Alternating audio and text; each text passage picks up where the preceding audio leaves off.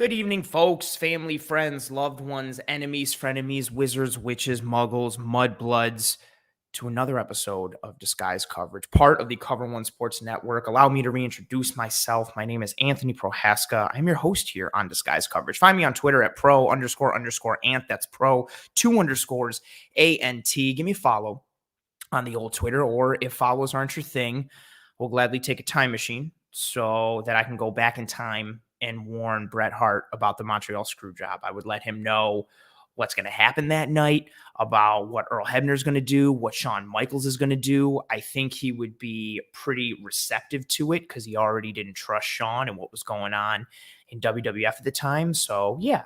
So a follow on Twitter or a time machine so I can go back and warn Bret Hart. Again, whichever is easier.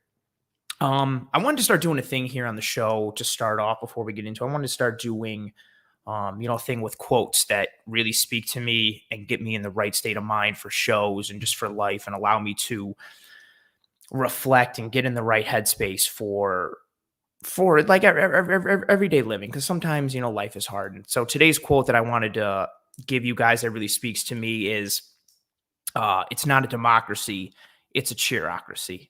And that speaks to me. I think the quote doesn't need any explanation. I think the weight and the gravitas and the magnitude of those words just really drives that point home. Speaking of drives, oh, hey, Michael, I see you in the chat. Hi, Heather, see you in the chat as well. Speaking of drives, we're going to talk about the Bills' running game in tonight's episode and sometimes how they do not drive the men on the other side of the line of scrimmage, how they don't open up holes, how sometimes they do, how sometimes they don't, how sometimes they do. A lot of inconsistency, some do's and don'ts, some good, some bad, some positive, some negatives. We're going to talk about how the running backs play a role in that running game. And then in the back end of the show, we're going to talk about the upcoming week's matchup against the Jacksonville Jaguars for the Buffalo Bills. A couple tendencies, some metrics, some things to kind of put things into perspective in terms of what opponent we're going to see on Sunday and what the Bills do well and what they struggle with, how that plays into the hand against Jacksonville. Ooh, already got some shots being fired in the chat. Michael Luna saying, what running game? Yeah, man. Oh, I did tell you, Michael. Michael said, you told me I had to be here. I had to cancel a bunch of plans I didn't have. I did tell you had to be here. You are one of the biggest bangers of the drum when it comes to all things trenches. And for those of you who don't know, Michael joined Greg Thompson and I for a couple of the live practices that we had here in Buffalo when we got to watch the Bills live, and he sat with Greg and I, and literally almost every other thing that came out of Michael's mouth was about some sort of trench, whether it was the defensive line, the offensive line, anything and everything. So Michael, I expect a ton of comments from you, thoughts, comments, questions, concerns, all those things. More comments are coming through about the offensive line. It's a very polarizing topic, so we're going to get into it. In the back half, talk some Jags, Bills, what to expect as we go into this game going forward, and I'm very excited for tonight's episode, as I always am. But before we do that, you guys know the drill. Throwing up the sponsor, you see it in the top. Oh, I came close this time. You see it in the top left corner there, One Pie Pizza. This show, Disguise Coverage, sponsored by One Pie Pizza. You see the Twitter handle there up on the screen. If you're listening and not watching, the Twitter handle is at One Pie Pizza, WNY. That's short for Western New York. In the episode description, you will have the link to the online menu for One Pie Pizza. They're open Monday through Saturday, 11 to 8, or until sold out, and they will sell out because that's how good they are.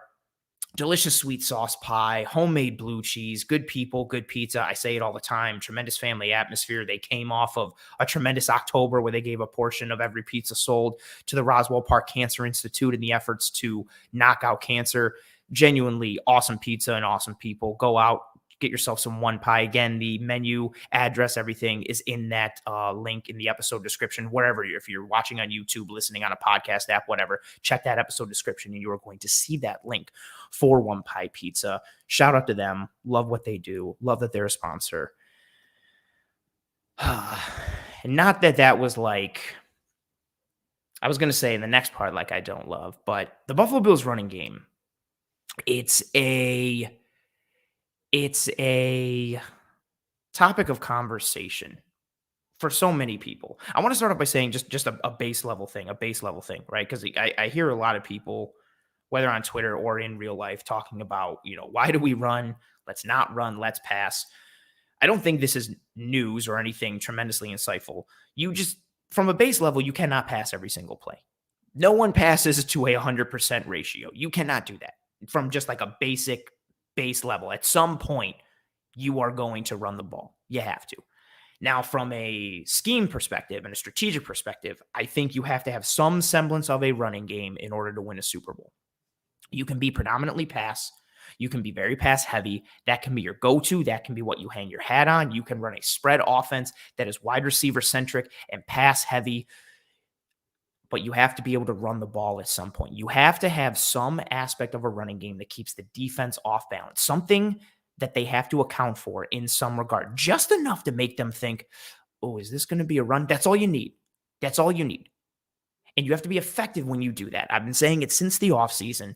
When the Bills run the ball, they don't need to run it a ton. It doesn't have to be a 50-50 split. It doesn't even have to be 60-40. I would love for it to be somewhere in that 70-30 split or game script dependent.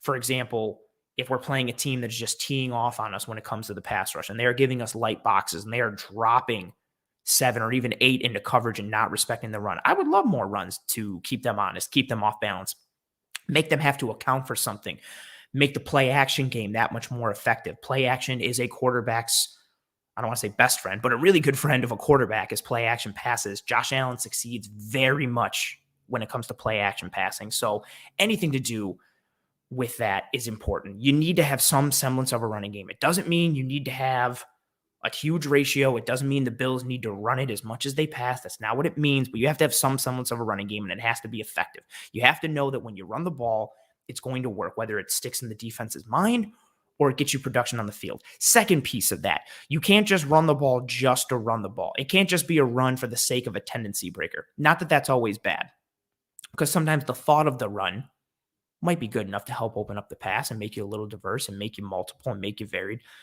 But when you do run the ball, you have to be effective. It's not enough just to be like, well, who cares if they run it here because their running game sucks. We don't have to worry about it. You have to be effective. And the Bills' offensive line, when it comes to their running game, really the offensive line as a whole, pass protection included. And I'm going to mention some things about pass protection, but not a ton. I really want to focus on the running game. And I'm starting with the offensive line. We're going to get into the running backs. This Bills offensive line at a base level is a middling offensive line. I also, before we get into it, and we're going to talk about some players, I know John Feliciano's bad. He's not the sole reason why the Bills struggle on the offensive line, whether in pass protection or in run blocking. Yes, he may be the biggest hole. He may be the easiest guy to pick out or pick on or pile on. He has not been good. I think he is the weakest up front. That being said, replacing John Feliciano does not suddenly solve all the woes up front for the Bills offensive line. I want to start with that. But this Bills offensive line, holistically, they're a middling offensive line. Even if you just take some raw metrics, they're 12th in pass block win rate, 13th in run block win rate, they're 15th in pass blocking efficiency. Again, those win rate stats are the amount of whether or not you hold your block for 2.5 seconds or longer. So if you do that, that's a win for you. On the other side, if you're a pass rusher, for instance, if you beat your blocker in 2.5 seconds or under, that's a win for you. So the Bills are in the middle of the pack when it comes to raw metrics, advanced metrics, a lot of things. And we're going to get into some of that, but they're middling in their performance, in the metrics, all that kind of stuff. The problem is they don't consistently operate in the middle. I think if I had to rank like the Bills offensive line on any given week, they're somewhere between like 15 to 17, maybe plus or minus ones, maybe 14 to 18, something like that. They're a middling offensive line. The problem is they don't play like a middling offensive line every week. They may have a week, or if you want to break it down even more granular, they may have a drive or a snap or a series where they look like a top 10 offensive line. And then they have another one where they might look like a bottom 5 offensive line. It's that roller coaster. It's that drive to drive. It's almost like, ironically, a little bit related to Matt Hawk at punter, where he's just not consistently, he's not consistently kicking 45-yard kicks. Sometimes it's like a 60-yard coffin corner punt, and it's beautiful. And then the next punt is like 17 yards, and it's out at midfield, and it's terrible. It's that inconsistency where a lot of this stems for the Bills' offensive line. So overall, talent-wise, execution-wise, I think they're a middling offensive line. Also, I'm seeing a lot of the comments coming through. You know how we do here on Disguise Coverage. I try to get to any and every comment. If you got something you really want to say and you want to catch my eye easily, throw it up in the super chat, but I will try to get to anything and everything if I can. Michael, I see you flooding the chat. I love it. And you've got this group that's a middling offensive line. 1. 2, identity. That's another piece that I want to speak about because I don't think it gets talked about enough. And when I say identity, I mean what you hang your hat on if you are this offensive line and if you are the running game. And for example, if we compare it to the offense, at the end of the day, we know this offense is going to hang their hat on Josh Allen. It's going to hang their hat on spread offense, passing the ball, 11 personnel, 10 personnel, wide receiver centric, a little bit more tight end this year due to the emergence of Dawson Knox. But we know what they're going to hang their hat on offense, right? Josh Allen in the passing game, that's what it is. The running game, in their own way, has to be able to hang their hat on something. And I usually boil that down to scheme. So just, we've thrown out a lot of terms here on the show. We talk, especially when we talk about the running game, we talk about zone runs, we talk about gap runs. I want to talk about those just for a brief minute. So there's 2 main forms of running the ball. You got zone runs, or zone scheme, and you got gap runs or gap scheme.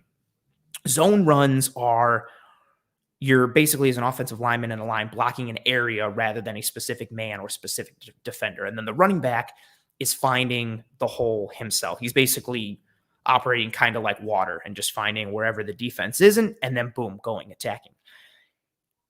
Gap runs are specific to a hole, and it's more about imposing your will on the defense. So this play is designed to go into the A gap or the B gap or between the guard and tackle, between the center and guard, whatever. It involves specific assignments. That's where you got your pins and your poles and stuff like that. And zones, you're usually doubling the first level defender on the defensive line, climbing your way to the second level once that first defender is controlled. And it's a bit safer of a call for offenses because it accounts for the unknown by design. If someone brings an extra man or someone drops or someone does something that you hadn't expected, if you have a zone and you're all stepping in unison together, you can account for that because everybody's flowing in the same direction. It's harder to blow a play up unless somebody just gets like beat really bad, which tends to happen to the Bills' offensive line. Pardon me there as I take a drink of water. So zone and gap, right? What do you hang your hat on at the end of the day when you have to run the ball? This is also where it comes into the middling aspect of the Bills' offensive line because they are not holistically built for either of these schemes. So, and these aren't hard and fast rules, but usually for a zone scheme offensive line, they're usually more athletic. Yes, they can be physical, and they're not solely athletic, but they can be physical as well. But the main characteristic you want that athleticism in a zone blocking offensive line. In a gap scheme offensive line, you usually want more physicality, more power. But you can also have athleticism. It doesn't mean like you just want power and you just want athleticism. It's not black and white, and they're not, completely different from one another. But what the Bills have in their offensive line is they don't have the players or the personnel that allows you to operate in one of those areas more than the other. Even if we just go down the line, right? You take Deion Dawkins. I think he's a little bit of both. He's got some physicality to him. He's got some athleticism, but he's not tremendously athletic. He's not tremendously physical. We kick it in to left guard, John Feliciano. I think he's deficient at both. I think it's awesome that he lost weight. I had hoped that would lead to more athleticism and more quickness, agility, technique improvement. It really hasn't. So he's deficient in a bit of both. Mitch Morse, center, tremendously athletic, awesome in space, not very physical. Great technique, not very physical. Moving to guard, Darrell Williams, more physical than he is athletic, but not really overly physical, not overly athletic. Spencer Brown at right tackle, tremendously athletic, tremendously physical, but very raw, very green, very inexperienced. Lacks technique, lacks polish.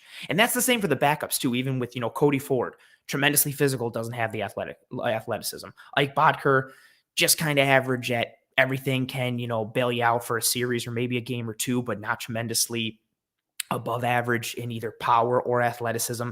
That's what you have as a whole with this offensive line. It's middling in everything, right? In terms of talent and in terms of personnel and how it fits together. So you can't hang your hat on something at the end of the day. It's not like, all right, well, at the end of the day, we know we can block gap. We know we can run some powers and we can get yards. Or the opposite, at the end of the day, we know we can run zone. We'll run some outside zone or inside zone. We can execute. We're good. Boom, done. They don't have that. They don't have that ability where at the end of the day, they know they can win a matchup. They know they're built for this thing, and it's not ideal given what they have. And to give some numbers with the run game has changed dramatically and drastically over the last couple of years. So in 2019, and this is including the playoffs, these numbers, the Bills, in terms of their rush snaps, so what scheme they ran on, how many rush snaps, in 2019, they had 222 gap runs, which was second in usage percentage in the entire NFL. So 222. They had 207 zone runs, which was 31st in usage percentage, but pretty balanced. 222 gap to 207 zone, including the playoffs, almost a 50-50 split. Very, very close, which is very unique for a rushing offense.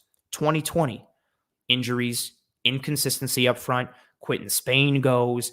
Morse has to, misses a couple games. Feliciano is in its center. A lot of moving parts, a lot of weirdness.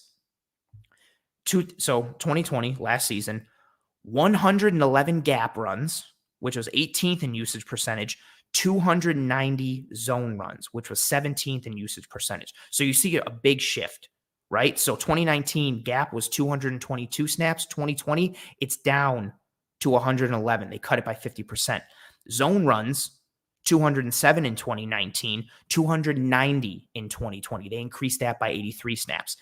So far in 2021 through week 6, I say week 6 because the numbers I was using haven't updated the last couple of weeks. Through week 6, 32 gap runs, 117 zone runs. So what you've seen from 2019 through now, you had a balanced rushing attack in 2020. You also had different personnel. You were rocking Frank Gore and then Devin Singletary, basically.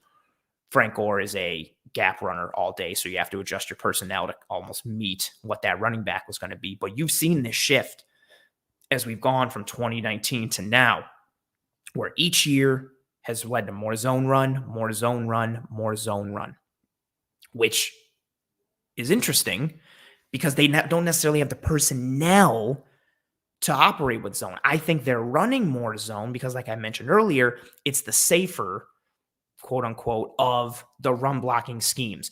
Gap, again, is very much, okay, we need to move this man out of this hole because that's where the run is going. So you have to be precise, you have to execute, and there's not a lot of room for error.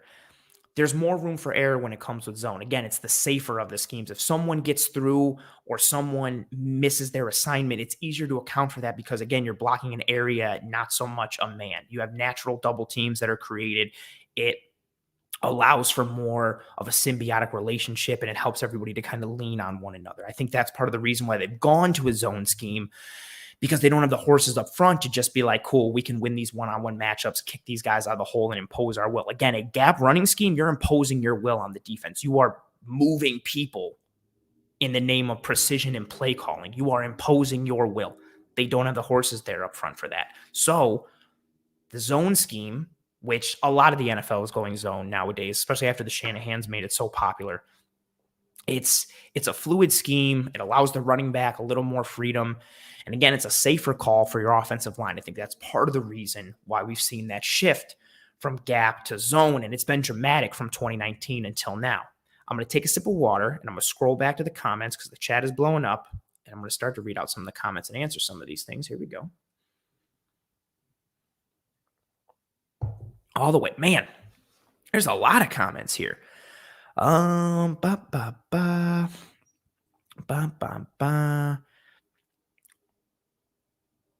this is a good comment here. I want to lead this off too.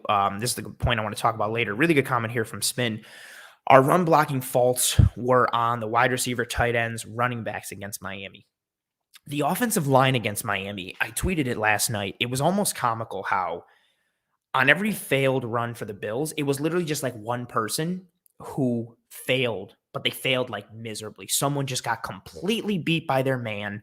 And I'm not saying someone like passive aggressively. It wasn't just like all one guy. I literally mean like one play Feliciano got beat really bad. One play Bodker got beat really bad. One play Emmanuel Sanders completely missed a block. One play Tommy Sweeney failed a block. Like it was literally just one person, but that one person would miss so bad that it would blow up the whole play. I don't think the offensive line played poorly against Miami in the run game. I don't think they did very good, especially on the interior. I thought Christian Wilkins and Raekwon Davis were more of a problem than I anticipated them being. But something to definitely consider, you cannot just pin all the fault on the offensive line. The running backs play a very significant role, as do wide receivers, tight ends, crackback blocks, handling defensive edge players, cracks, chips, all that kind of stuff. They play a role there too. So that's very, very good point. Oh, nice reference here from Eric saying Denver once had 4 different 1,000-yard rushers behind their zone blocking line. Offensive line drives running game performance more than running back talent. Ooh, very interesting comment. I would love if someone could tell me who.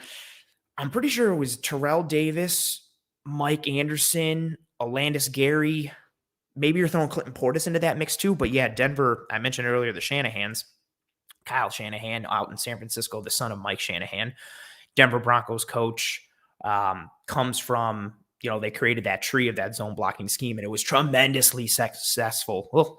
Tremendously successful in Denver for so long. Nice reference there, Eric. And you've seen a lot of, the NFL is very cyclical, right? So you see, and it's a copycat league, as we hear so much. So if a team is doing something really good, everybody that offseason is like, okay, that works. How do we all do that thing? And the zone running scheme was a big one, again, for the safer reason, how fluid it can be, how it allows you to adapt. So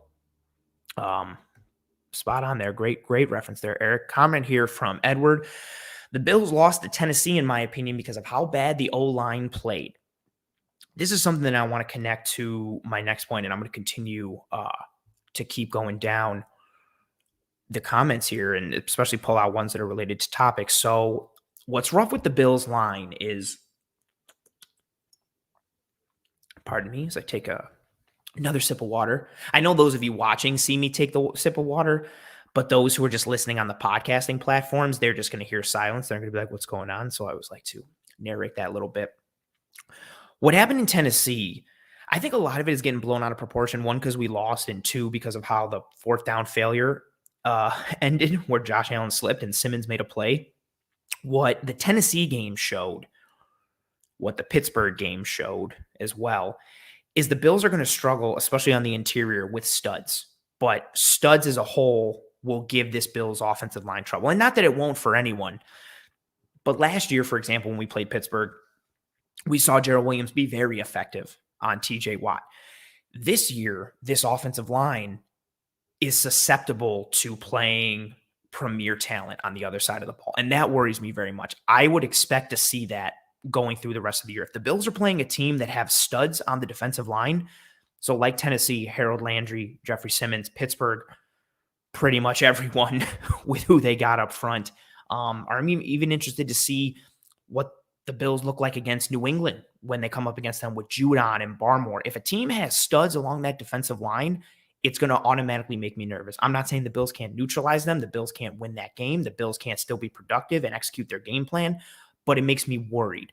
And it doesn't have to be consistently. Like Simmons and Landry weren't owning the Bills all game against Tennessee. But when they needed to make a play and turn it on, they turned it on, and the Bills' offensive line did not respond. I think that's somewhat of a trend, and it makes me a bit nervous. Also, awesome comment here from Eric saying, I've heard that statistically, play action works even if you haven't established the run. Statistically, that is true, but your gains can be furthered by having a genuine running threat. It makes it all the more easier. But yeah, 1,000%. You don't necessarily have to run the ball in order to have successful play action, but it helps tremendously. Where else?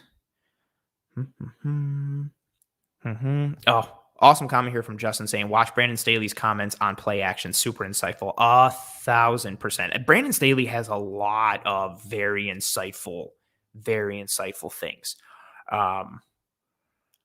Oh, see, and Michael, with the statistical point, going back to play action, Michael saying statistically, yes, but there's still a human element. And if you can run effectively, it still improves the play action game. See Bills versus Titans. The Titans are a tremendous example of that. The Titans offense is literally run. Well, we're going to see what happens now without Derrick Henry.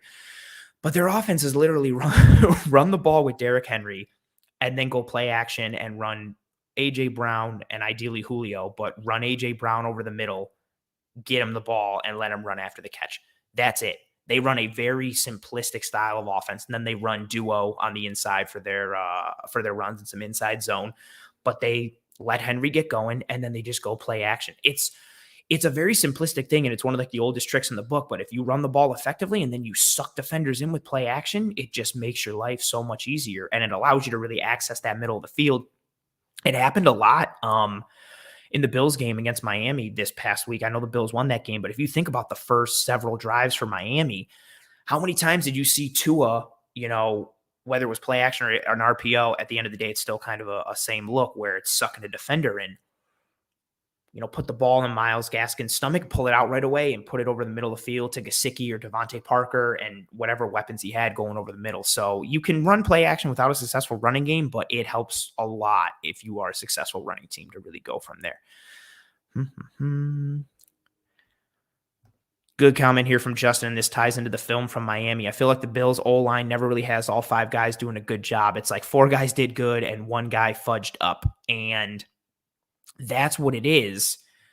They're not all holistically doing bad. It's one person messes up and they mess up so bad that it throws off the whole play. And this is something that I think connects to the running back piece and that I wanted to pull this comment for. Because when you've got an offensive line that isn't the best, right? Good running backs can complement or bail out that offensive line. We've seen in the passing game too. I think some of the pass protection numbers in terms of sacks are a little misleading for the Bills offensive line because Josh Allen has bailed out the line a lot this year with his pocket presence and his pocket manipulation. And you can get that from a running back. If somebody gets beat really bad up front and you've got a top level guy in the backfield who can course correct for that and make a guy miss, or allows you to not have to hold on to your blocks as long because they're explosive or have great vision and can just get to the hole faster and get through and get upfield, or they don't need a lot of daylight in order to get going. Running backs can help out with that. Problem is with the Bills running backs, and I say this, I like Devin Singletary and I like Zach Moss, but they're not game changers. I think they're solid. I don't want to say serviceable because I feel like it's an insult, but I'm going to say serviceable, but I don't mean it as an insult. They are solid, serviceable running backs. I don't think they're a hole. I don't think they're a vulnerability when they're out there, but I don't think they're guys that the defense has to account for or game plan for or aim to eliminate when it comes to playing the Bills. Now, granted, some of that might be by default. When you've got Josh Allen and the weapons that the Bills offense has. Oh, awesome comment from Michael. Yeah, LaShawn McCoy's a great example of that. How many times did guys get through the line and he would just make one quick move, juke somebody out of their shoes, and then get upfield right away? So yeah, having a guy in the backfield like that really helps out.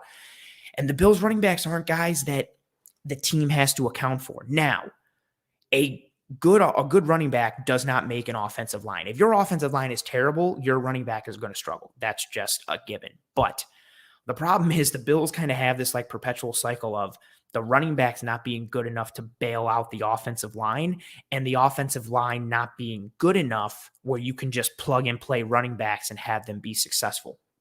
The Bills don't have the running backs that allow the offensive line to be like, dude, I just need you to hold this guy up for a split second and then I'll get through the hole and I'm good. Or, even if you get beat, that's fine. I'll make that guy miss. I'll get upfield and I'll still turn a negative into a positive. The Bills don't have those guys. And then on the flip side, they have a line that you need to execute in order to get these guys through the hole. And if the offensive line isn't executing, the running backs aren't going to bail them out. And if the running backs aren't executing, the offensive line isn't going to bail them out. And you kind of just go in this round and round cycle. And it all points to a middling offensive line. And I feel like that sounds harsher than it is. Because again, it's not bad. Like everybody has to have a weak point on their team. No team is amazing at everything. You have to have a weak spot. You have to have an area where you're not as good as everywhere else. And if you look at this Bills team, even if we just focus on the offense, tremendous quarterback, tremendous receivers, a young up-and-coming tight end, you look at the positions, they've invested so much in the quarterback and the receivers, so it's understandable that they're not as good on the offensive line or even the running back. And then you can break it down further and make it more granular on the offense. Or if we connect it up to the entire team, look how strong they are in the secondary. Look how strong they are at linebacker or the defensive line. So there's all these spots. It's the same going to that conversation with Levi Wallace. Like, Levi Wallace is a very serviceable corner number 2. And if he's the worst player on your defense, you have a good defense because he's an average to sometimes above average corner. If he's your worst guy, you're in good shape. Nobody has all pros and studs at every single position. So it's somewhat understandable when you have a middling group somewhere. So the fact that the Bills' offensive line is like their worst unit and it's middling, I don't think that's bad. The problem is the inconsistency and how they're not always middling. It's that they average out to being middling, but sometimes they're really good and sometimes they're really bad. And that roller coaster, I forget who mentioned it earlier in the comments there, said, I hate roller coasters. Yeah, I don't like them either when it comes to performance. And looking at this offensive line, they're middling. They don't have the personnel that allows them to. Good comment here and question from Justin. Can Josh play right guard, left guard, right tackle, and QB? I bet he could. You know what? I wouldn't put it past him. I'd also love to see him do the drop back to pass and throw it over the line of scrimmage himself and just run around and then catch it and house it. I mean, he's very athletic. Comment here from Michael. I'd like to see them go heavier on the hot hand between Motor and Moss, as it feels at times they use them in specific scenarios. I think it's even less specific scenarios. I think they're alternating drives. I think it's like, okay, Devin, you're the primary guy for this drive. Okay, Moss, you're the primary guy for this drive. And they alternate drives. And then once they get into the red zone, Moss usually goes in, or if they're in third downs, Moss is usually in there because he's the better pass protector. Although Singletary's been better in pass protection this year, he's no slouch either, but Moss is better in that regard. Yeah, I think it's Moss is the red zone guy and the pass blocker, but I think for the majority of it, I think a lot of it is series based. It's a Singletary series, a Moss series, and then you just keep rotating, and it's literally almost like every other, like it's game scripted, and not game scripted in terms of like dependent on the game script, but like they plan that out in the game plan going into each week. So I think that's very interesting as well. Also something to consider with the running game of why I think it has to be more effective and successful is the prevalence of RPO, run pass options, for the Buffalo Bills. So not to get too much in the weeds here, but as I take a drink of water, what an RPO is, in the most simplest of terms, is, oh, and yeah, Michael, I completely agree. Yeah, that's fine early, but pick one if one is hotter. Yeah, I completely agree. Like Dable said going into this year, they were going to ride the hot hand. I completely agree. The problem is, I also don't think Motor or Moss gets going to the point where one of them is the hotter hand. I think both of them are kind of just like meh at different times. And it's like, which one's hotter? They're both like lukewarm. And then I feel like, I don't know. Yeah, sometimes it's tough to have that hot hand. But to go with the run pass options, again, RPO, run pass options, in the simplest, most layman's terms that it can be, you have a play that can be either a run or a pass. And based on what the defense is giving you in terms of their front and their look, the quarterback will make that read and then either hand the ball off to the running back or he will pass it. It's very simple. You'll see it all the time. Like Josh gets the ball, he puts it in the running back's gut. He's reading the defense right here. Usually in a run pass option, it's a linebacker or a safety. Watching that player, if that player crashes down, he pulls the ball out of the gut, throws it behind him, right? If that player sits and stays in coverage, he gives the ball to the running back, and the running back takes off, right? We see that a lot. Teams are forcing the Bills to run the ball with those RPOs, which isn't a bad thing. Again, that's the read. You are taught, okay, if the box is light, or if this specific defender or groups of defenders do A, you should do A. Those teams are doing A, and Josh Allen's doing A. He's making his read, and that's because, again, I think a lot of it's by default. That's funny from Justin. Our RPOs are pass options, the old PPO. So defenses can dictate to you what you do. If they want you to run the ball and they know you're an RPO team, they're not going to come forward when you start to give that option look, when you start to give that mesh look in the backfield. They're just going to sit in their zone and they're going to stay because they'll take you handing the ball off to Moss or Singletary and trust that they can come up, rally, and tackle. We spoke about this last week on the show. Eric Turner did a breakdown talking about it in relation to the red zone. I spoke about it last week in relation to the red zone. So defenses will live with you handing the ball off to Devin Singletary and Zach Moss. They'll live with that rather than coming up, getting caught, and having Josh Allen hit behind you in the passing windows to Beasley or Diggs or Sanders or Knox or whoever it is. They will live with the bend but don't break style against the Bills. And so you have that RPO aspect. So teams are forcing the Bills' hand more and forcing them to run a little bit more, especially on first and second down. Eric Turner posted earlier today a really tremendous stat on so the Bills have heading in again into week 6, those stat numbers that I pulled from earlier. The Bills were third in terms of RPO usage rate in the NFL. They had 80 snaps, and 70% of those RPOs were runs. So again, the defense is dictating in those RPO scenarios that you should run the ball. And of those 80 runs, of those 80 RPOs, 74 of those RPOs were on first and second down, which is 93%. So 93% of those RPOs came on first and second down. Also, where is it? I appreciate this comment right here. 75 people in here watching live. It's up to 86 now. Only 22 likes. Come on, people. I mention it all the time.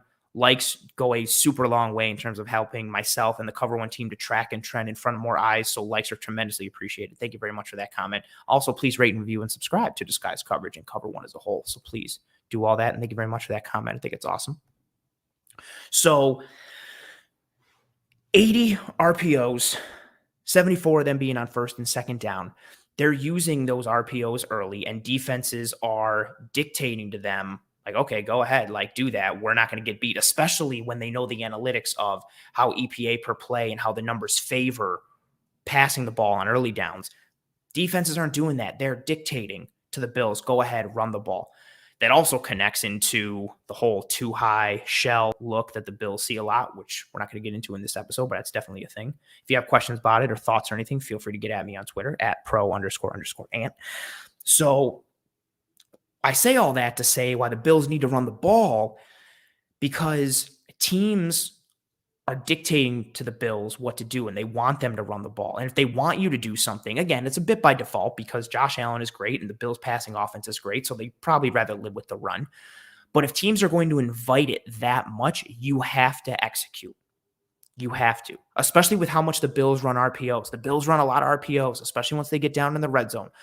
We mentioned it last week, 24% of the Bills' plays in the red zone, almost a full quarter of plays in the red zone were RPOs. They use it in the entire field, but especially down in the red zone. RPOs are a significant part of this Bills offense. Again, they have the third highest. They're number 3 in terms of highest usage rate of RPOs. So it's a staple in this offense. But at this point, it's basically an RPO is basically almost just a run majority of the time because defenses are dictating to you what to do. So you need to be able to run, allow Josh Allen to be able to take you apart, right?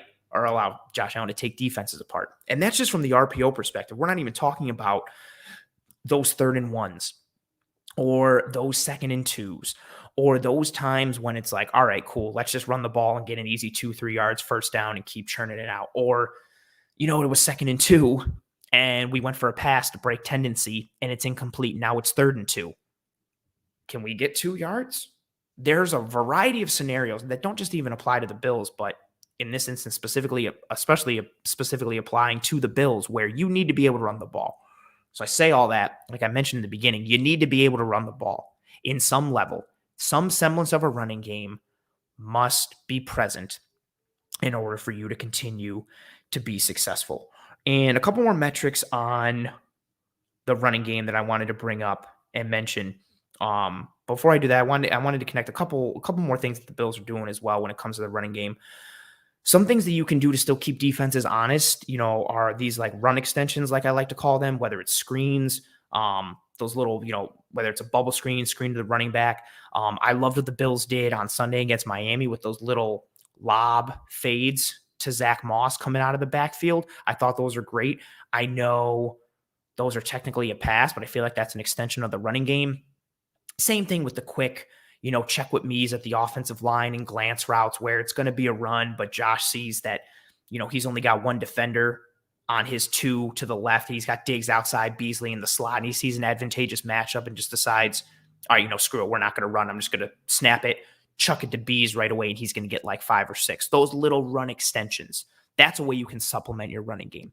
The Bills do a good job of that. I think they're going to need that down the stretch if this running game continues to not execute at a high level and continues to middle, which I think they are, because there's no new talent that's coming through the door. This offensive line, I think, will get better as the season goes along because Spencer Brown's going to get more experience. Hopefully the shuffling along the offensive line stops. So I think that'll allow the team to gel. Chemistry and synergy amongst the offensive line is tremendously important. So I think the more they play together and stop shuffling, the offensive line will get better as we move forward.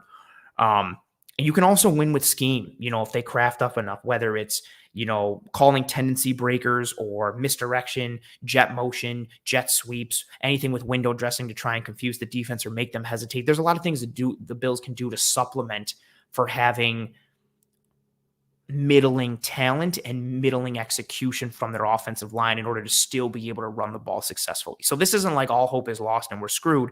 There are ways around what the Bills are going through right now, and I hope to see that as we go forward. We've already seen some of it. I just think it needs a more concerted effort from the Bills there. Question here from Michael. Do you have the data on how many outside runs the running backs have? One of their best plays is the pin and pull with 2 pullers leading to the outside with Elam. Curious how that play has been with the running backs. I don't have that data offhand, but what I will do is check that data for you, Michael. And then you know what I'll do? I'll message you in the Cover One Premium Slack channel, and I'll give that to you. And that's an awesome segue that I 1,000% didn't plan. To remind you guys, in the episode description here of this show, you will see the link to join the Cover One Premium content channel, subscription, all that stuff, $39.99 a year. I genuinely think it's tremendous. Michael's a member. I'm sure he can attest to it. You get in-game breakdowns, premium access to articles and content from the website. You also get access to the Slack channel where all of the Cover One team is always there engaging. It's just literally like a giant group chat with all the members, constant Bills talk and strategy and scheme. It's awesome. But I'll grab that data for you, Michael, and then we can talk more trenches because I know you like to talk about the trenches. And I do have some final metrics, though, for the run game, though, which I thought was very, very interesting. So I spoke last week about light boxes. Light boxes are how many defenders are in the box in front of you, how many down linemen, linebackers, sometimes a safety or slot, depending on what's going on, but how many defenders are in the box. And a light box is 6 defenders or less, usually 4 down linemen, 2 linebackers. The Bills see a lot of light boxes because of the threat of the pass. And that's a pretty basic idea. You want as many defenders playing that pass as possible. And especially with the amount of 2 high coverage, meaning 2 safeties, that the Bills have seen this year, that already is 2 guys right there, which means you only have 9 for the rest of the defense. You put 2 more corners there. That leaves you down to 7. What are you going to do? You probably need a nickel corner. So he's out. That's 6. So at most, you're probably having 6 guys in the box. The Bills see that a lot. So these numbers surprised me. The Bills are 3rd in yards gained versus light boxes with 617. They're also 3rd in the amount of carries they've had against light boxes with 112. They're 9th in yards per attempt running against light boxes at 5.5. And on 30 of those 112 attempts, they've been hit at the line of scrimmage on 30 of them, which is the 3rd most in the league. Also, more light box stats. This one's very surprising. Devin Singletary is 7th amongst running backs with at least 10 carries versus light boxes.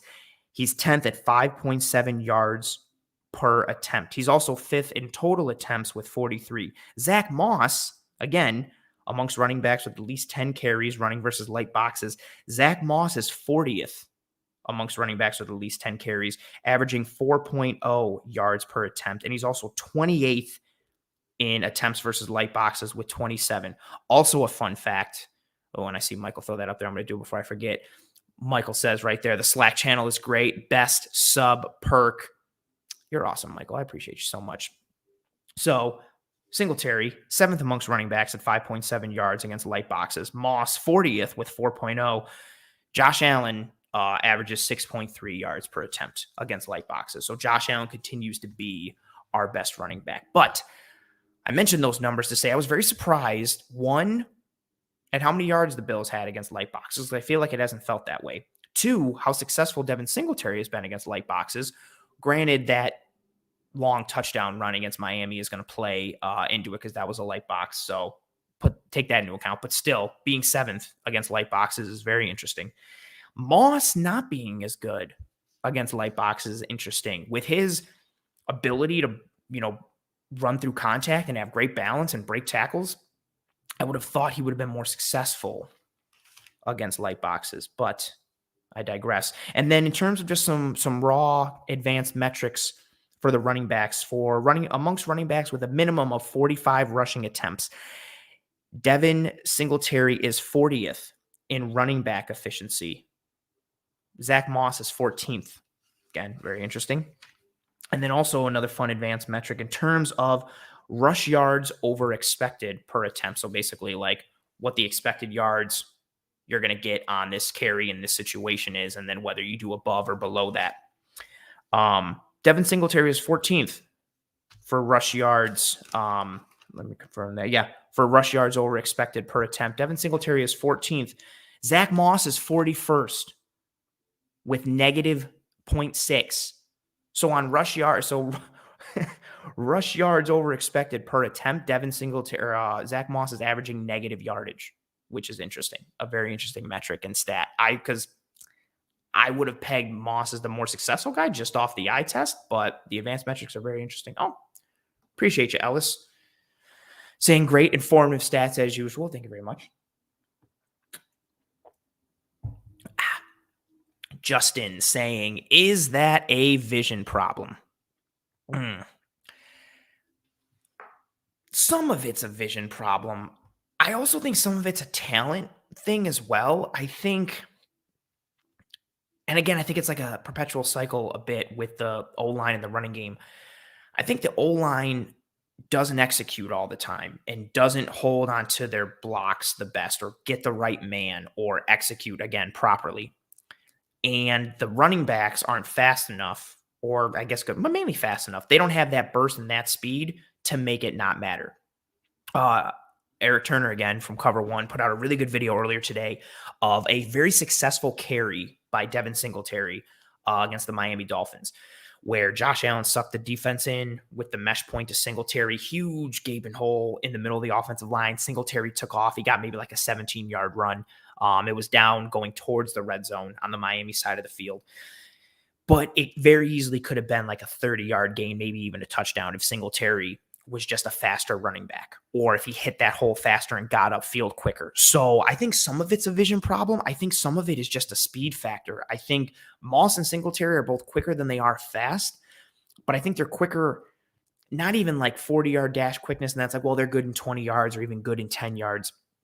I don't think they have the right physical composition in order to take advantage of what the offense gives them. Because this isn't an offensive line that's going to people move and hold on to their blocks for so long that you can just sit back there, have a cup of tea, make some breakfast, then pick up the ball and run for like 10 yards. They don't have that kind of offensive line. When you get daylight, you got to hit that hole. And they don't necessarily have that burst to get there. Combined with the fact of they're also an offensive line that will mis-execute at times and get beat at times. And then Moss and Singletary aren't that type of back to be like, that's fine that guy broke through. I'll shake him and then still get positive yards. So I think it's a bit of a catch-22. I think it's vision is part of it, but I think it's less to do with vision and more to just do with personnel makeup, and go for there. Appreciate you, Pete, in the comments. They're saying that you could listen to this guy talk Bills all day long. Appreciate it very much. I'm seeing conversation about, we're going to go through. So the Bills running game, I think Yeah, Justin, we need prime Chris Johnson. I think everybody would need prime Chris Johnson. I don't think we necessarily, again, I think Singletary and Moss are very suitable. I think they're okay. I say everything I've said in this episode to kind of lead to the original point of, I think what we've seen from this Bills offensive line is what this Bills offensive line is. I think we're going to be frustrated. I think we are going to have games where the offensive line performs and we come away being like, that was a good game from the line. And I think we're going to have another game where we're like, oh, this line is not good. They're middling, and they're middling overall, but they're middling with peaks and valleys and ebbs and flows, which is frustrating. I think they're going to struggle against studs up front. Actually, and I want to pull this comment from Michael before I continue that, because I think this is spot on. So Michael says, they don't need to be first rounders. A lot of great offensive linemen are found outside the first, but there is a starting caliber expectation that is reasonable, and Mongo, Ford, and Bodker don't reach that. I agree. That's spot on, Michael. I don't think you need to spend first round resources necessarily on an offensive lineman, especially along the interior. But I think you do need to spend some semblance of resources. Again, this past offseason, we didn't address the interior of the offensive line. And granted, we did the tackle position through the draft and through free agency. I guess we re-signed Darrell Williams and then drafted Brown and Doyle. I guess drafted Jack Anderson late in the 7th, but I don't know if that's a premium. Don't do that, Justin. Don't do the Wyatt Teller cough, cough. Don't do that. How many people, right? How many people when the Bills traded Wyatt Teller were like, man, he's going to be an all-pro. That's a stupid trade. How many of you said that? I liked him. I legitimately liked Wyatt Teller. And not even I thought, oh, we just traded away an all-pro. Also, what Bill Callahan, offensive line coach in Cleveland, has done for Teller and that whole offensive line, I think he increased Teller's ceiling and allowed him to reach it further. I don't think you can guarantee that if Wyatt Teller stays with the Bills, he turns into Wyatt Teller. But yes, obligatory cough, Wyatt Teller cough. Where's the question from Roman? How do you think this offense would have been with Harris or ETN? Just curious.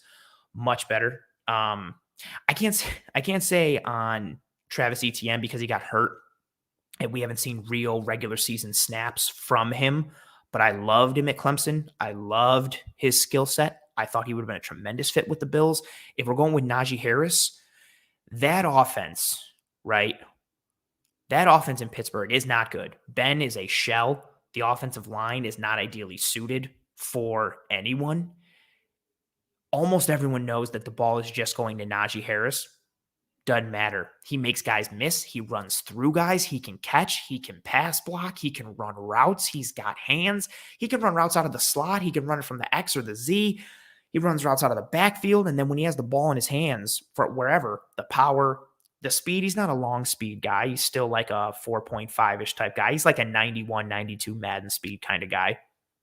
But I think the talent is just there overall. I think this offense takes a significant jump with a better running back. I would love Najee Harris to be a Bill. I sent a tweet several, maybe even months ago. No, several weeks ago. I love Gregory Rousseau, and I think his ceiling is going to be awesome, but I definitely think like at least a couple times a week, like, man, if the Steelers didn't take Najee Harris and he was there, 1, would the Bills have taken him? 2, what would this offense look like if we had Najee Harris in the backfield? I think that's an awesome thing and a fun thing. And again, I like Moss and I like Motor, so I don't want this to be disrespectful to them. But I think Najee or ETN would be a talent upgrade over both Moss and Motor. And if you're upgrading in talent, I don't think, you're ever not going to be in a better spot. But combine that with their scheme fit and what they do, I think that would be awesome. And to Justin's point, rather have Groot. Yeah, I'm fine with that as well. I love a lot of running backs. I just don't see the value in giving them big contracts or drafting them early. My favorite player in the entire NFL is Alvin Kamara. I love him. I've got his jersey. He's my boy. I don't know if I'm paying, I don't know. I'm not paying Alvin Kamara the contract he got. The shelf life of running backs, the value, I just don't think it's there. Alvin Kamara, ironically, is also an argument of why you don't draft running backs early. 3rd round pick, turned into one of the best running backs in the NFL. Juxtapose that with Saquon Barkley, who, even when he was killing it, the Giants weren't any better as a team. And then you also add in injuries. I think that skews things a bit. But yeah, I think it's fine to rather have Groot. I just think it's a fun exercise to sit and be like, man, what would this team look like with Najee Harris or an elevated running back? And yeah, Justin, I wouldn't pay a running back either. The value just isn't there long term. You can piecemeal a lot of things. And spin, I get you. You know, we are a pass first offense, regardless of how good the running back is. But one, having a versatile running back who can play all three downs, like, again, I'll just stick with it because it was the question.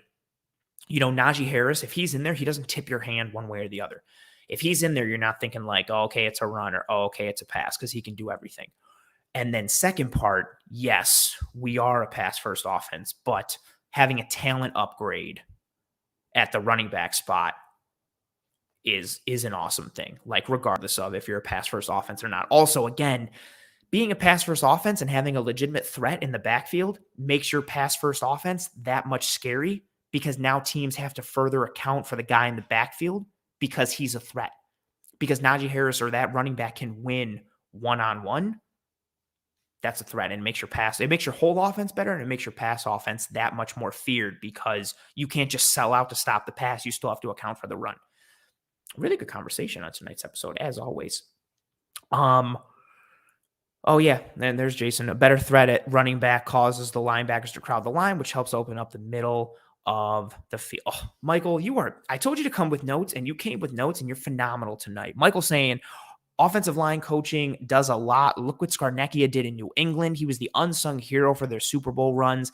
There was a dip in their play when he retired. Then he came back. Then they had that second Super Bowl run. 1,000%. Never underestimate the value of coaching.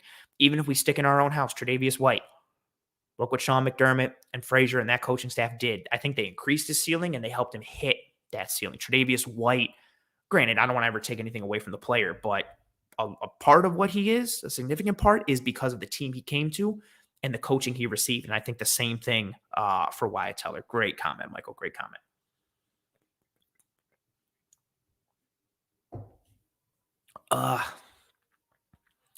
Question.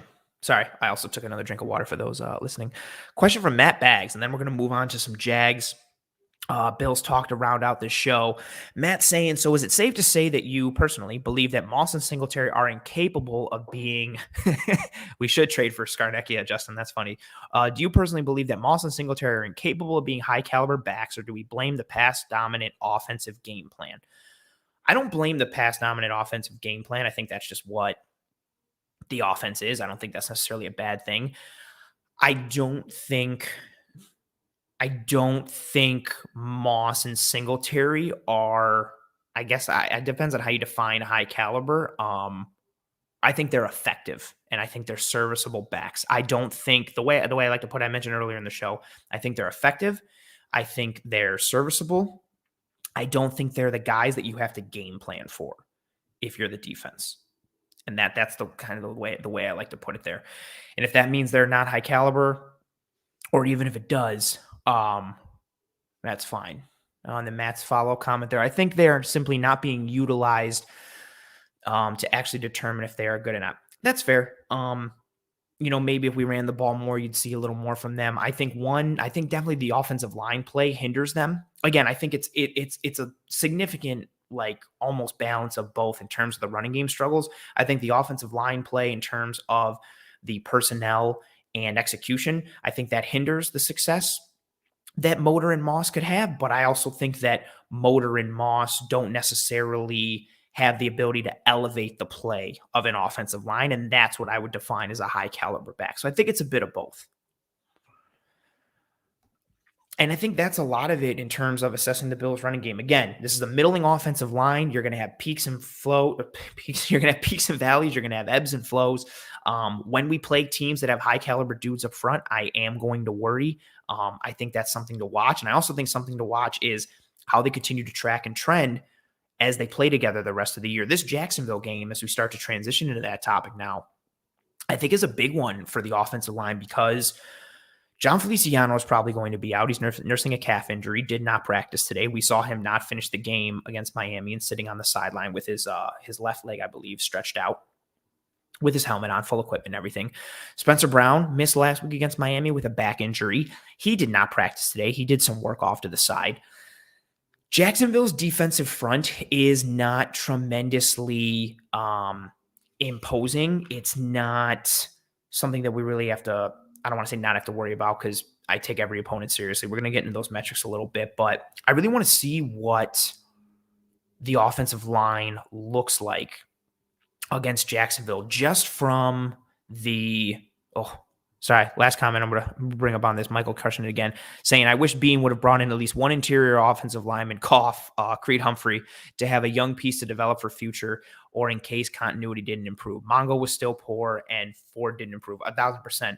You can go back and watch every single pre-draft episode and pre-post or off-season episode of Disguise Coverage. First 3 rounds, I wanted some combination of edge, corner, and interior offensive line. I didn't care what order it came in. I didn't care who got taken. I mean, there were certain players I wanted, but I wanted some combination of that. I wanted an interior offensive lineman in those first 3 rounds. I was very hurt that we did not get that. Especially after not really addressing it in free agency and just bringing back Feliciano. So I second that notion completely. I want to see what the offensive line looks like against Jacksonville. I wish Spencer Brown was healthy because I want to see what the offensive line would look like without Feliciano. But this could be, I don't think the Bills are weak in their depth to be too threatened by Jacksonville's front coming into this game. But I want to see what, who's stepping in. If Spencer Brown is out, and John Feliciano is out. So that means Ford and Bodker are stepping in. I think Bodker's serviceable. I think Ford is serviceable as a backup. It's a shame that, a second-round pick, a high second-round pick, and Cody Ford is just a backup, and he's depth level. But I think we got depth level there in Ford. Again, a little unfortunate. But I want to see what this line looks like against Jacksonville, and then we start to really hit the ground running. There's a lot of good fronts that the Bills are going to play after this week against Jacksonville. So I want to see, again, if the Bills dominate the Jags in any form or fashion this upcoming week, I don't think it's one to bang the drum and be like, see, the Bills are the best team in the league. Look how we dismantled the Jags, yada, yada. Competition, iron sharpens iron and all that stuff. Competition and how you play against higher caliber of competition definitely tells you a lot about what a team is and who a team is. But I also think there's something to be said for playing a lower level of competition and absolutely dismantling them. When Alabama plays Chattanooga State, right, and they beat them 75-0, it's not an amazing win, but it reinforces your idea that, okay, Alabama's really good because they just dismantled that team. I would like to see that against Jacksonville and also like to not see that offensive line struggle. But as we start to bring some numbers into some things, so Jacksonville's offense, this whole team is just kind of not good. The Jags offense, 24th in overall offensive DVOA, 27th in pass, 2nd in rushing DVOA. James Robinson, a very sneaky good player in the NFL, does not get the press that he should in Jacksonville. I feel like the people only really know about him because of fantasy football. He had a killer year last year. He's a very good dude. He's also a little banged up and he might not play this week. But James Robinson, running back from Jacksonville, someone to definitely watch out for if he's on the field. And very interesting that between him and the offensive line working together, led by guard Andrew Norwell, who I would have loved the Bills to have traded for yesterday on trade deadline day. Yes, 2nd in terms of rushing DVOA, which is nice to see for them. They're 27th in points per game at 17.6. They're 18th in passing yards per game at 233.1. They're 15th in rushing yards per game at 116.1. They ran 11 personnel on 259 of their snaps, so 11 personnel, 1 running back, 1 tight end. And those 259 snaps for them in ratio with their total offensive snaps, that's 6th in usage percentage. They also have the 6th highest usage rate of designed rollouts. So expect to see Trevor Lawrence on the move, trying to get him out in space, taking advantage of his athleticism, and trying to keep defenses off balance. Oh, awesome comment there from Justin. James Robinson was undrafted. Beautiful, beautiful story for James Robinson. A really cool running back. That's also another not to, bang the drum more on why you don't take a running back early, but James Robinson is another dude. Look how good James Robinson is. He went completely undrafted. So kind of furthering that narrative and argument even more that you don't need to spend early or high priority draft resources on running backs. So yeah, expect some Trevor Lawrence on the move in terms of their design rollouts with having the 6th highest usage rate. Also for Trevor Lawrence, he's 12th in intended air yards with 8.4. So pushing the ball decently down the field, almost to the sticks. For reference, Josh Allen is 4th in intended air yards at 11.8. So over a full 3 yards higher per throw on intended air yards. And then for completed air yards, Trevor Lawrence is 17th at 5.8. For reference, Josh Allen is 6th at 6.7. So almost a full yard more completed air yard per attempt for Josh Allen versus Trevor Lawrence. So this offense has struggled at times. They've had some injuries. They've been banged up. They've been inconsistent. They have not looked like they're on the same page and they have continuity. I am looking for this defense to eat. I'm looking for the Bills defense to eat the Jags offense. If you have the Bills defense in fantasy, fire them up because I think they're going to have a good week. Taking a drink of water. Especially if there's no James Robinson. Jason saying, are those PFF stats? No, the DVOA stats are from Football Outsiders. The raw stats of points per game and rush yards per game are from ESPN. The usage percentages and rollout stuff is from Sports Info Solutions. And then the intended air yard stats are from NFL Next Gen Stats. I expect the Bills defense I expect them to win this matchup against the Jags offense. I expect, especially if James Robinson is not there, Carlos Hyde is going to take over. He's been a little banged up. I don't think they have the weaponry to threaten the Bills, especially on the outside. I expect the Bills to crowd the line of scrimmage. This should be a plus matchup for the Buffalo Bills defense versus the Jacksonville offense. They are struggling to a decent degree. And if we're looking at the Bills defense, as we know, pretty good. First in overall defensive DVOA. Oh, man. Thank you, Dobbs. I appreciate you. He says you're a wealth of information, Anthony, and he gave me a thumbs up. Thank you so much. I also love pulling up your comments every time because you have that adorable little cat as your icon, and I love cats. So I'm going to leave that icon up there because I like cats. Shout out to you, Dobbs. So the Bills defense is first in overall defensive DVOA. They're also first in passing DVOA for defense. They're also 5th in rushing DVOA for defense. They're first in points per game at 15.6. They're first in passing yards per game at 182.4. They are 5th in rushing yards allowed per game at 86.6. They're first in takeaways with 18, 11 interceptions, 7 fumbles, and they're 14th in sacks per game at 2.3. I look to see this game be another one in the line of strong performances for this Bills defense. I really want to see what the pass rush does and what the defensive line does. There were some snaps where they got gouged a little bit in the run against Miami, and then others where they just completely shut down the run and got in the backfield and got penetration right away. I'm very much looking forward to that matchup to see if the Bills dominate the line, dominate that offense and continue to roll with this defense. And then on the opposite side of the ball, the Jags defense, not a very good scenario. They're last in defensive DVOA.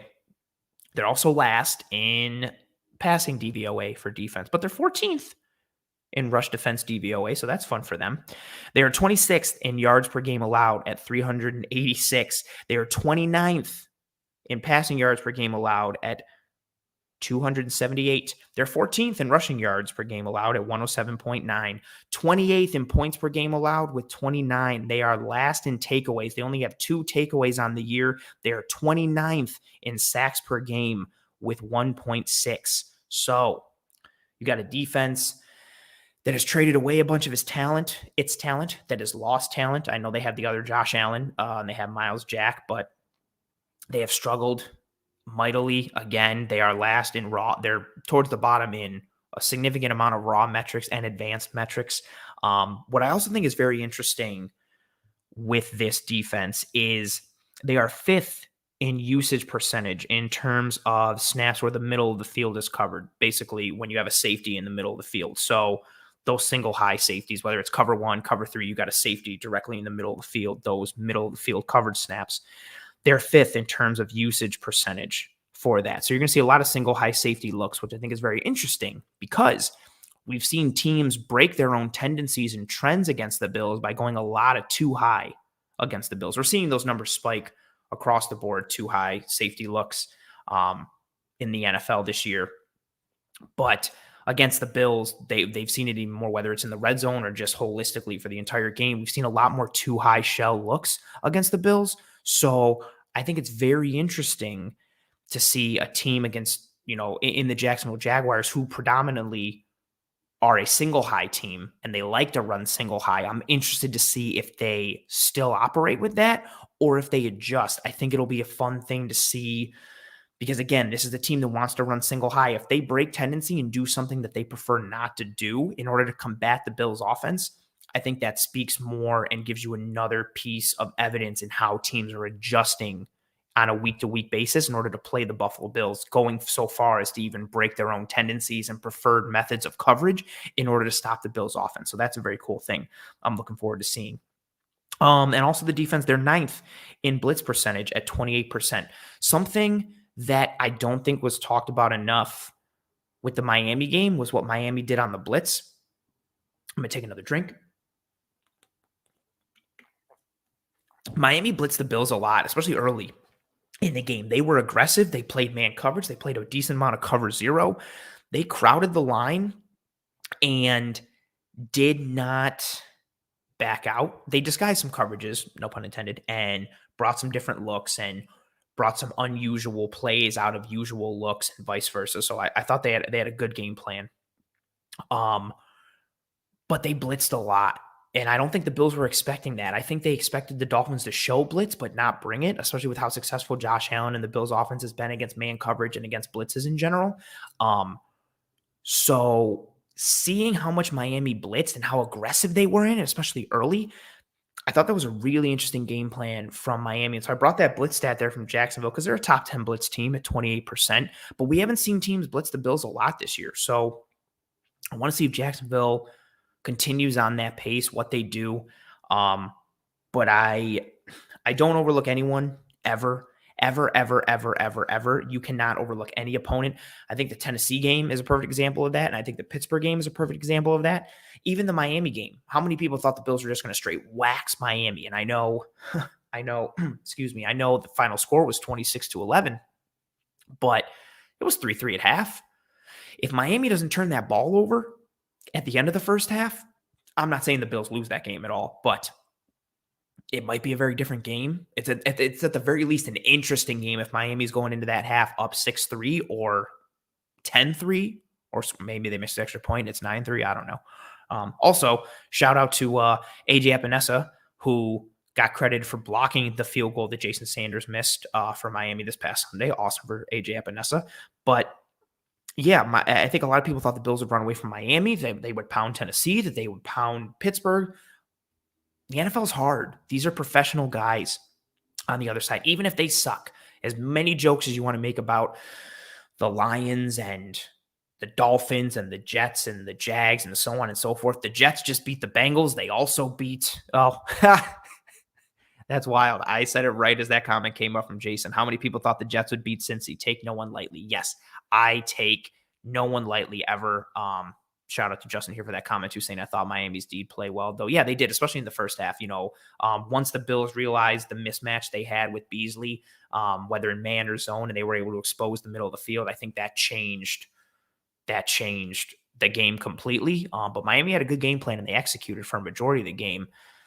Mr. Steven Vega from the Buff Hub saying anybody can be beat or any team can be beat. That's 1,000% correct.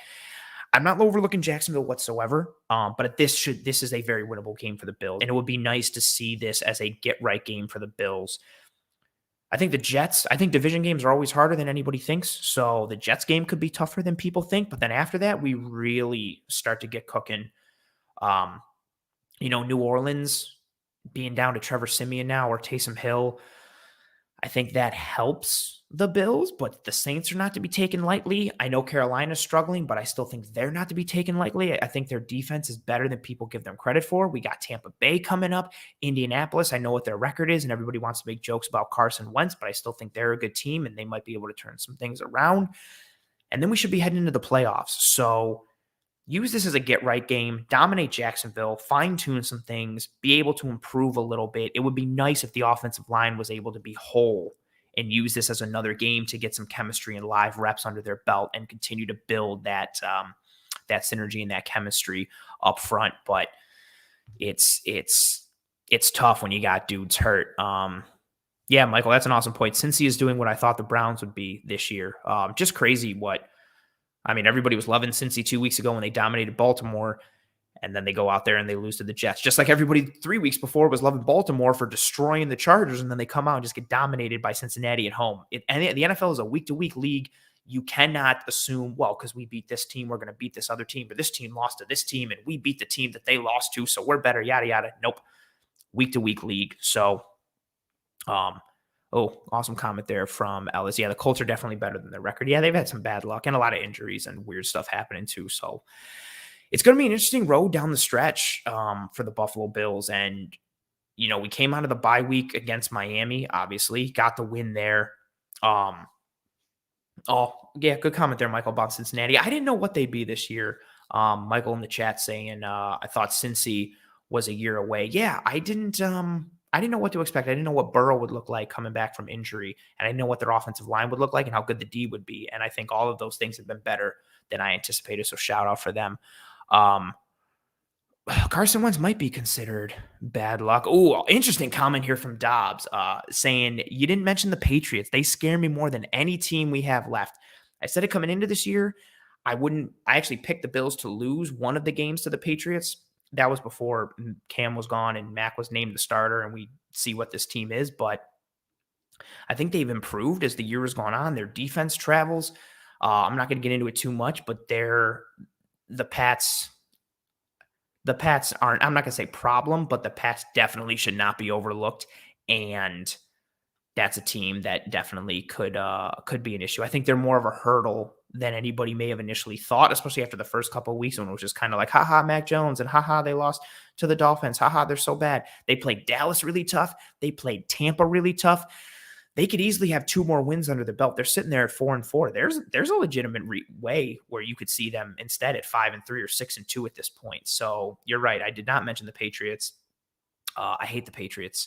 But yeah, they're definitely a team to watch out for as well. Nate Tice, someone who I respect tremendously and is on the Athletic Football Show. He did his AFC rankings after this past Sunday. And yeah, Justin, do not blow off the Pats. And Nate Tice ranked the Patriots 3rd in his AFC power rankings. He had the Bills 1, the Ravens 2. He had the Patriots 3rd. A lot of the AFC is a giant mess and jumbled in a lot of ways, but don't blow off the Pats. And yeah, like Justin says, wouldn't be surprised if we split with them. I wouldn't be surprised if we split with them either. To just relate that back to what I mentioned with the Jets, every division game is tough. I don't care what division you're in. Look at last year. The Raiders ended up being terrible and they beat Kansas City. Division games are tough. Your opponents know you more. They're familiar with you more. They know your tendencies and your schemes and what you want to do. They know how to play games with that and execute. Plus, you guys get a little more geeked up and a little more amped up for division matchups. So I'm not even overlooking the Jets, let alone the Pats. But yeah, move on to Jacksonville this week after a win against Miami, continue to trend in the right direction for this Bills team. I'm expecting good things from the Bills this week, and I'm hoping to expect some good things from the offensive line too, as they continue to start to gel and get better and come together. But again, as I mentioned, to kind of tie it all together and, conclude that running game piece that we spoke about in the beginning, in the first, 3 quarters of this episode, I think what the Bills are at this point in the year is what the Bills are at this point in the year in terms of the offensive line. They're middling. You're going to see, good games, bad games. You're going to see them struggle with studs. You're going to see the interior struggle. You're going to see missed assignments and poor blocking. I think you're going to continue to see more zone-based running than you are gap running. I think that is what their identity is at this point. Now, I still don't know if that's because they want to be a zone running team or because, as I mentioned, it's the safer of the running concepts, and that's what they feel they need to do in order to be able to run the ball. Um, Continue to keep an eye out for those RPOs, those run pass options, and how defenses can dictate to the Bills what to do, and how by sitting in coverage and not coming up on that run fake will cause Josh Allen to give the ball to the running back, and that'll take the ball out of Josh's hands. So keep an eye on how many RPOs the Bills continue to run, how often the ball is taken out of Josh Allen's hands versus just coming with a straight run play or a straight pass play. Also, something to consider too, which we haven't talked about a lot and influences the run game, those check with me's. The time when Josh Allen comes to the line and they've called 2 plays in the huddle and he comes to the line, reads the pre-snap coverage and checks to a run or a pass. That's where the check with me comes from. So keep an eye out for that as well. There are times when Josh is going to check to a pass out of a run, check to a run out of a pass, and that's all based on pre-snap looks and what he's getting from the defense and what he's seeing in the front. And if he's wrong, that might put them in a disadvantageous spot. I don't know if disadvantageous is a word. Probably not, but oh well. So if he's reading, A, and A tells him, well, I should check to the run, and he checks to the run, and then it turns out the defense was like, just kidding. We were showing you A, but really we're running B. That play's not going to work out as much. Keep that in mind when we're talking about scheme and structure and play calling. I know a lot of people, especially on Twitter, were trying to say that the run calls and the lack of innovation from Brian Daboll were the problem. But you also got to take into account, there's so many things to take into account there, and I don't want to unpack all that now, but keep in mind all the times that Josh changes to a run either on his own or by design with these check with me plays. So a lot to consider, a lot to unpack with the running game. Oh, appreciate you, T. Dobbs, saying thanks that and throwing up the toodles. I thank you, Dobbs.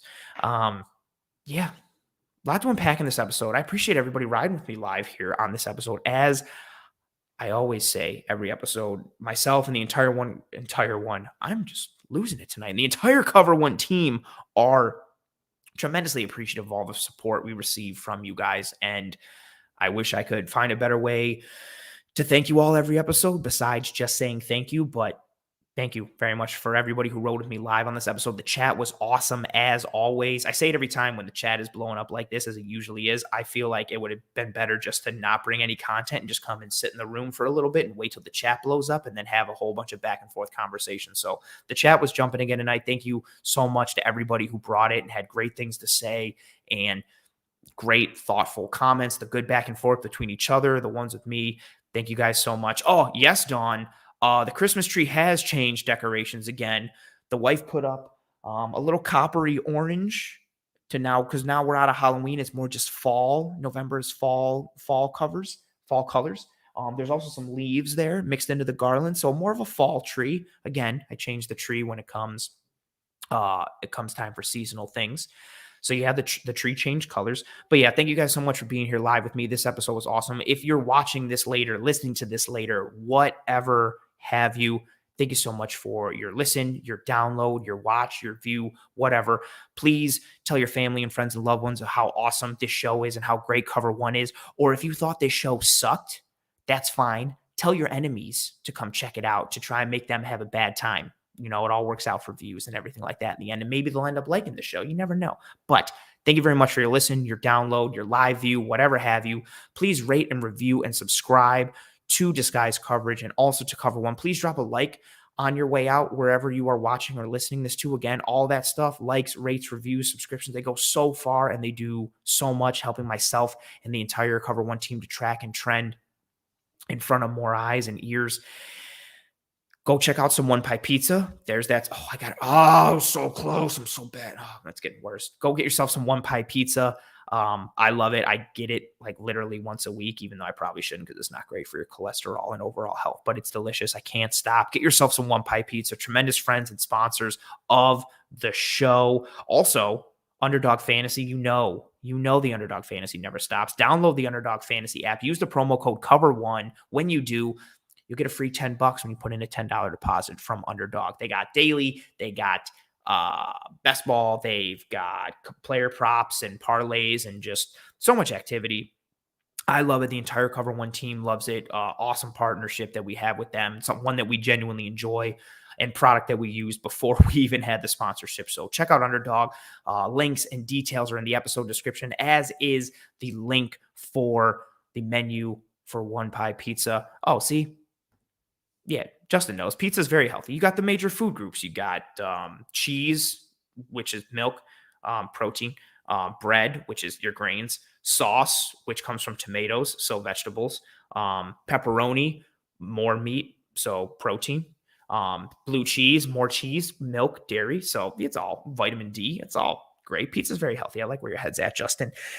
Thank you guys so much. I will see you tomorrow night for the Cover One Fantasy Show with Greg Thompson and Rich Haynes. Join us live tomorrow night at 7:45 as we get you ready for a Thursday night game, lineup questions, setting everything for the weekend, all that stuff to help you win your fantasy matchups and get ready for fantasy football. And then catch me live with Greg Thompson and Aaron Quinn on the Cover One post game this Sunday after the Jacksonville Jaguars game. I hope you and your family and friends and loved ones all stay safe and are doing well. Be kind to one another. Thank you so much for any and every ounce of support you give myself and the Cover One team. Again, it is tremendously important and tremendously appreciated. Oh, man, that's so awesome. Thank you, Justin, with the super chat donation at $10 and the message of thanks. Man, dude, that's so cool. Thank you so much. That's awesome. Thank you so much, Justin. That was really, really cool. Oh, man, Ellis is right. Tomato is a fruit. I'm sorry, man. Well, no, couldn't it also be? That's a conversation for another time. We're going to be here forever. Justin, that was awesome. Thank you so much, man. Thank you all you guys so much. Again, this episode was great, as it always is. Appreciate you guys. Go Bills. Stay safe. And I'll see you next week.